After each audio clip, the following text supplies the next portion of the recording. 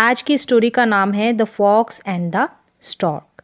तो सबसे पहले मैं यहाँ पर करूँगी रीडिंग और उसके बाद इसका ट्रांसलेशन, और जो भी डिफ़िकल्ट वर्ड्स यानी अंग्रेज़ी के शब्द आएंगे उनका मतलब भी हम हिंदी में जानेंगे। तो चलिए शुरुआत करते हैं। सिंपल है, बहुत ही आसान है, बिगनर्स को ध्यान में रखते हुए स्टोरी ली गई है। The fox and the stork. One day, selfish fox invited a stork for dinner. Stork was very happy with the invitation. She reached the fox home on time and knocked at the door with her long beak. The fox took her to the dinner table and served some soup in shallow bowls for both of them. As the bowl too shallow for the stork, but the fox licked up his soup quickly. The stork was very upset, but she didn't show her anger and behaved politely to teach a lesson to the fox.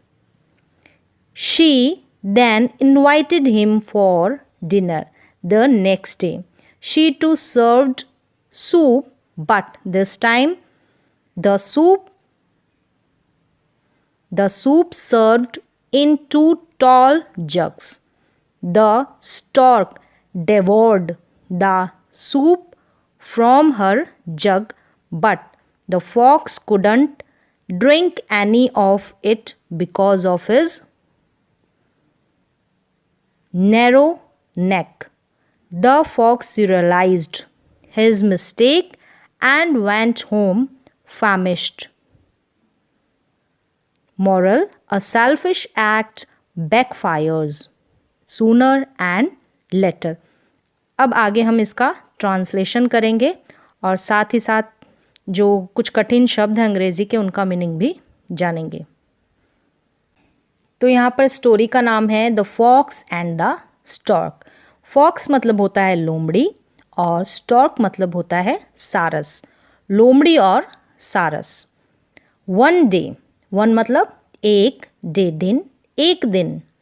Selfish स्वार्थी, fox लोमड़ी, invited आमंत्रित करना, अ stork एक stork यानी सारस को, for के लिए, डिनर डिनर के लिए यानी रात के भोजन के लिए। One day selfish fox invited a stork for dinner. एक दिन स्वार्थी लोमड़ी ने रात के खाने के लिए एक सारस को आमंत्रित किया। Stork was very happy with the invitation.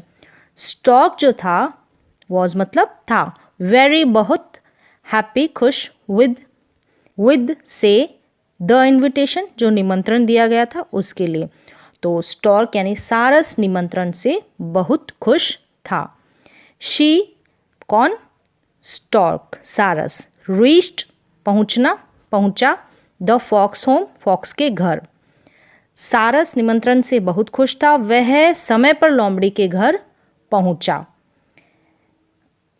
And और knocked at the door with her long beak. Beak मतलब होता है चोंच, लॉन्ग मतलब लंबी। अपनी लंबी चोंच के साथ दरवाजे पर दस्तक दी। नॉक्ड मतलब खटखटाना या दस्तक देना। और एट, यहाँ लिखा है at the door, at the door. At का मतलब होता है पर, में या से। The fox took her to the dinner table. Fox उसको ले गया डिनर टेबल पर। तो यहाँ पर दे रखा है टुक। टुक जो है टेक की पास्ट फॉर्म है। इसका मतलब होता है ले जाना, लिया, ले लिया, लेना, उठाना, लीजिए। इस प्रकार से कई मीनिंग होते हैं। The fox took her to the dinner table.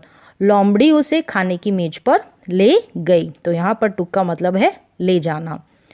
And मतलब और, सर्व्ड मतलब परोसना, सम कुछ, सूप, इन शैलो बॉल्स बॉल्स मतलब होता है कटोरा, और शैलो मतलब प्याला भी बोल सकते हैं या कटोरा। शैलो मतलब छिछला या फिर जिसकी गहराई कम होती है, कम गहरा, तो वो होता है शैलो बॉल्स। कम गहरा जो कटोरा था उसके बारे में कहा गया है यहाँ पर।